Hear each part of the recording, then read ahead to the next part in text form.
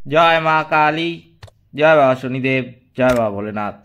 তো নমস্কার বন্ধুরা, আজকে আমরা আলোচনা করতে চলেছি ধনু রাশির বা লগ্নের জাতক জাতিকাদের এই এপ্রিল মাসের প্রথম সপ্তাহটা কেমন যাবে। আদেও কি ভালো কাটতে চলেছে এই এপ্রিল মাসের প্রথম সপ্তাহটা, নাকি বিগত বছরগুলির মতোই খারাপ কাটবে।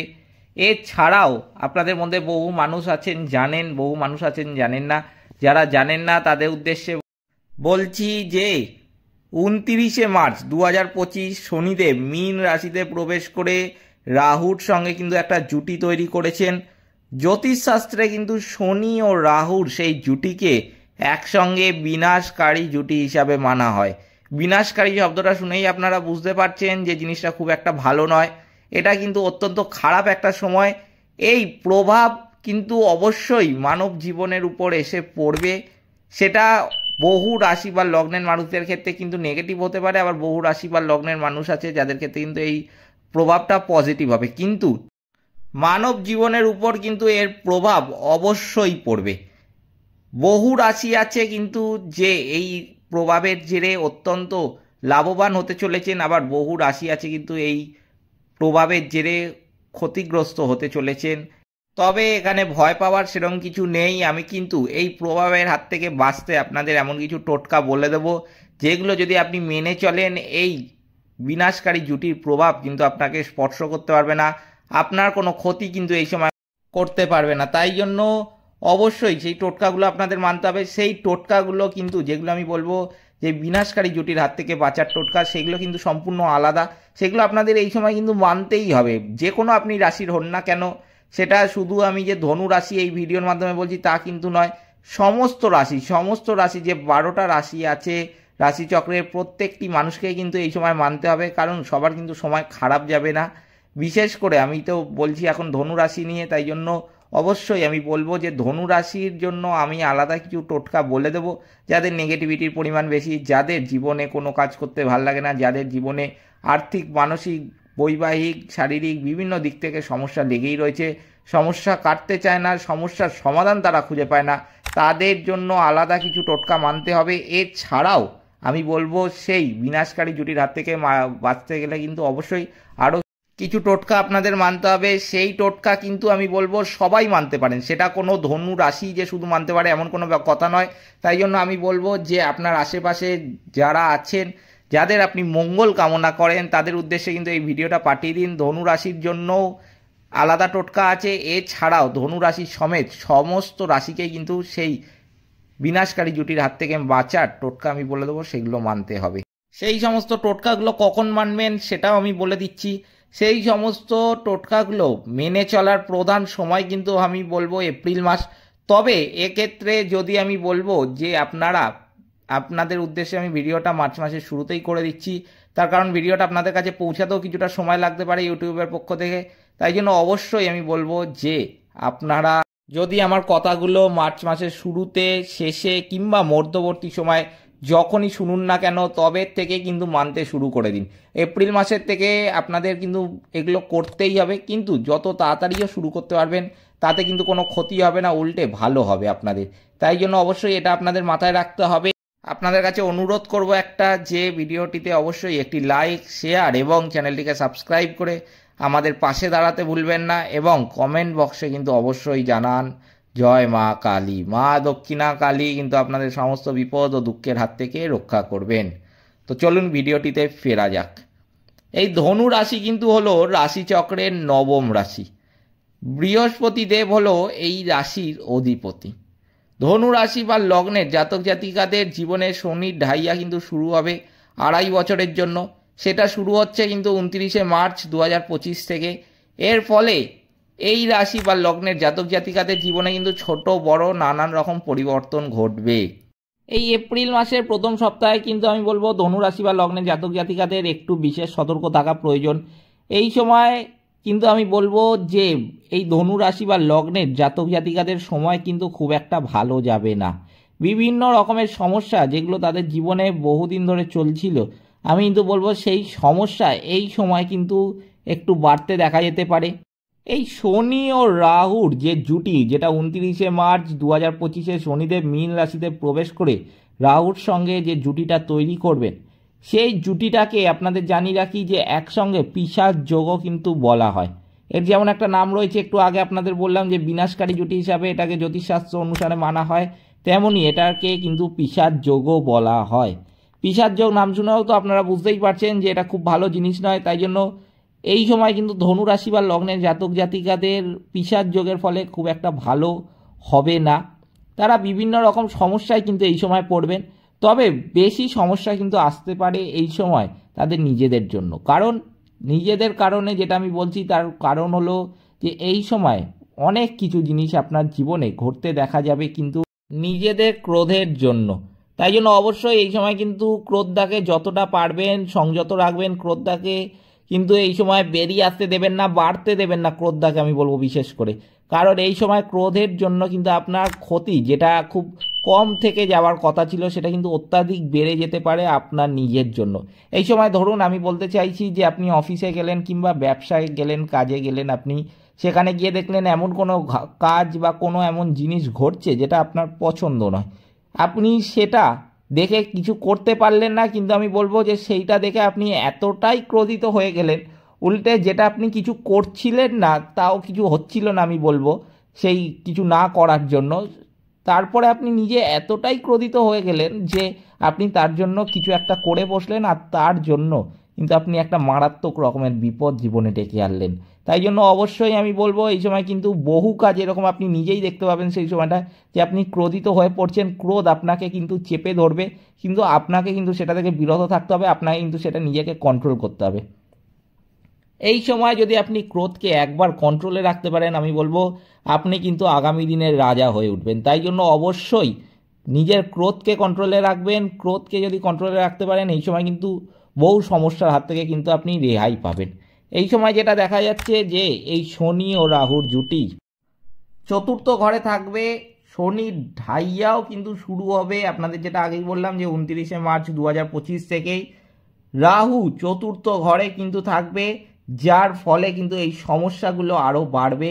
বিভিন্ন দিক থেকে যেই সমস্যাগুলো আপনাদের জীবনে ধরুন চলছিল, যেটা অনেকটাই কমে গেছিল এই ফেব্রুয়ারি মার্চ মাসে, সেটা কিন্তু এই সময় বাড়তে কিন্তু দেখতে পাবেন। এই সময় বহু সমস্যার কিন্তু এমন সৃষ্টি হবে যেগুলোর কিন্তু আপনি সমাধান খুঁজে পাবেন না। তাই জন্য অবশ্যই কিন্তু আমি বললাম যেমন নিজের ক্রোধকে সংযত রাখবেন, ক্রোধকে নিজের কন্ট্রোলে রাখবেন, সেরকমই নিজেকেও কিন্তু সংযত রাখবেন যতটা পারবেন। ঝগড়া ঝামেলা কিন্তু এই সময় বাড়বে।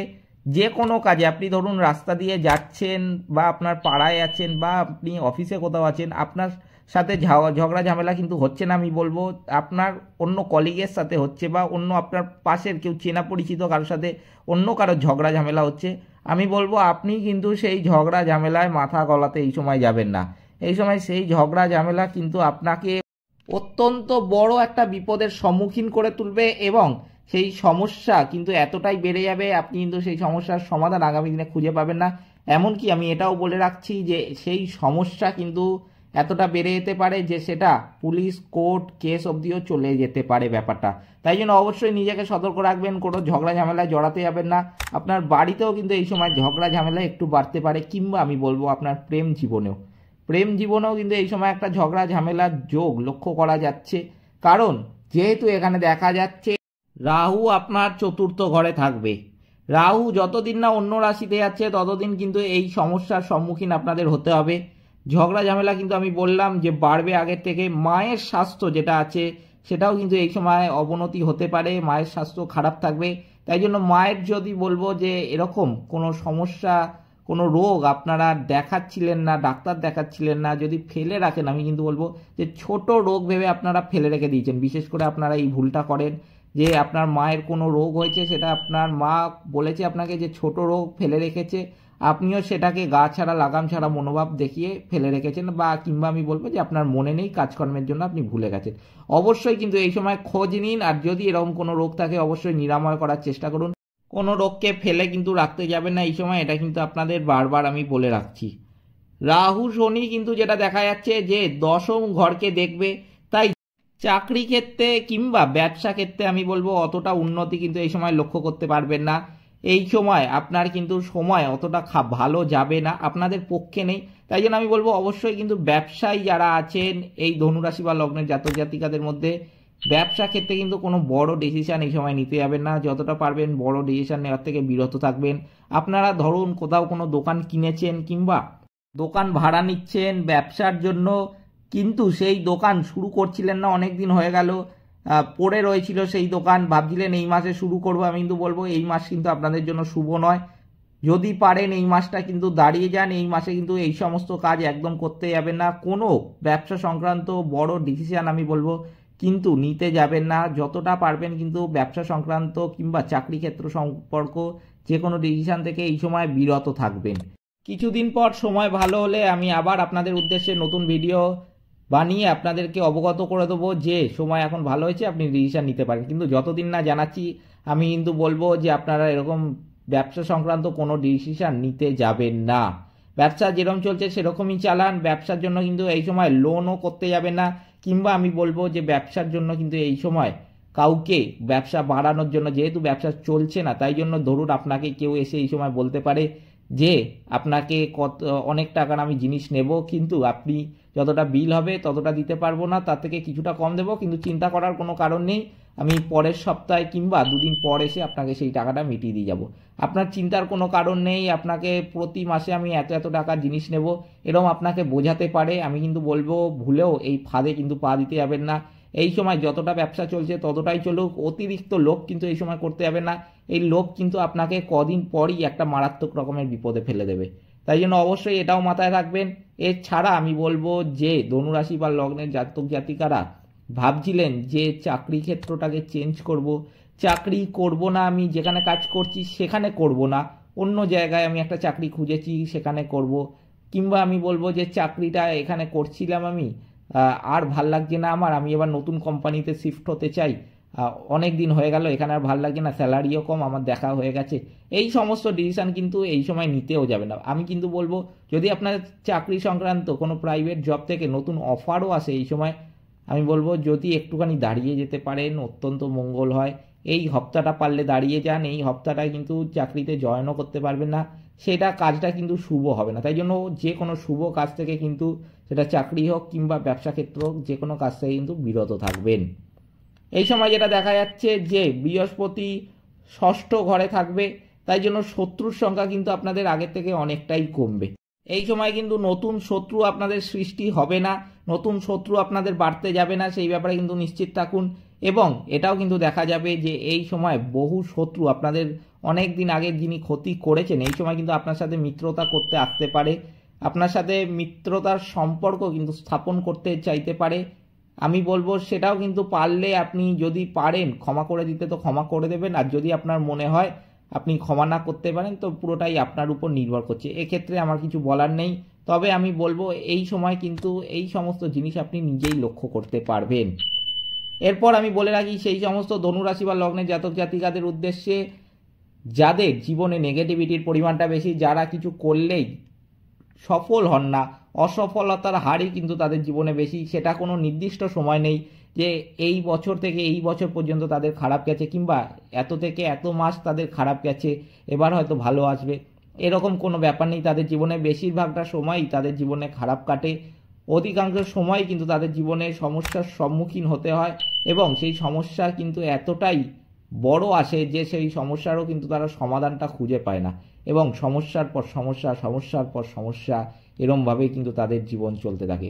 আসলে এই সমস্যাগুলো আসতে দেখা যায় তাদের জন্মছকে কিংবা আমি বলবো জন্মকুণ্ডলিতে গ্রহরা খারাপ অবস্থানে থাকার জন্য, গ্রহরা নেগেটিভ স্থানে রয়েছে, তাই জন্য তাদের জীবনে নেগেটিভিটির পরিমাণটা এতটা বেশি, আর সেই নেগেটিভিটির জন্যই কিন্তু তাদের জীবনে এতটা সমস্যার সম্মুখীন হতে হয়। সেই নেগেটিভিটিগুলো কিন্তু আপনি দূর করতে পারেন এক মাসেই যদি আপনি আমার এই টোটকাগুলো মেনে চলেন। এইগুলো কিন্তু অবশ্যই আমি বলছি ধনু রাশি বা লগ্নের জাতক জাতিকাদের জন্য। এরপরে পিশাচ যোগ থেকে মুক্তির টোটকাগুলো আমি কিন্তু বলবো সেগুলো সমস্ত রাশি মানতে পারে, সেটা কিন্তু শুধু ধনু মানতে পারে কিংবা অন্য কোনো রাশি মানতে পারে এরকম কোনো ব্যাপার নেই, সমস্ত রাশি কিন্তু সেটা মানতে পারে। তবে যে সমস্ত রাশি এই সময় খারাপ সময় যাবে, এই সময় কিন্তু বহু রাশির এমন আছে যে পিশাচ যোগের কারণে বিনাশকারী যোগ সৃষ্টির জন্য আমি বলবো যে অত্যন্ত খারাপ সময় চলবে, তাদের কিন্তু এটা মানতেই হবে। আর যদি আপনার জীবনে নেগেটিভিটির পরিমাণ বেশি হয়, আপনার জীবনে সমস্যা লেগেই থাকে, তাহলে তো আপনাকে অবশ্যই মানতে হবে। তো প্রথমে আমি বলছি যে এই ধনু রাশি বা লগ্নের জাতক জাতিকাদের নেগেটিভিটি থেকে বাঁচানোর উপায়গুলো আমি এক এক করে বলছি, আপনি লিখে রাখতে পারেন কিংবা মনেও রাখতে পারেন, আপনার ইচ্ছা। তো প্রথমেই যেটা করা দরকার বলে আমার মনে হয় ধনু রাশি বা লগ্নের জাতক জাতিকাদের যেটা খুবই গুরুত্বপূর্ণ, সেটা হলো অবশ্যই শনিদেবের নেগেটিভিটিটাকে কাটানো। এই শনিদেবের নেগেটিভিটি কাটানোর জন্য অবশ্যই আপনাকে পশু পাখিকে খাবার খাওয়াতে হবে। পশু পাখিকে খাবার খাওয়ালে তবেই কিন্তু আপনি শনিদেবের নেগেটিভিটিটা কাটাতে পারবেন। পশু পাখিকে আপনি যা ইচ্ছা খাবার খাওয়াতে পারেন, আপনি ভাত খাওয়াতে পারেন, রুটি খাওয়াতে পারেন, বিস্কুট খাওয়াতে পারেন, আপনি দৈনন্দিন জীবনে যা খান তাই খাওয়াতে পারেন। বিশেষ করে আমি বলবো যে কাক, পায়রা, গরু, কুকুর, বিড়াল এদেরকে কিন্তু খাবার খাওয়াবেন।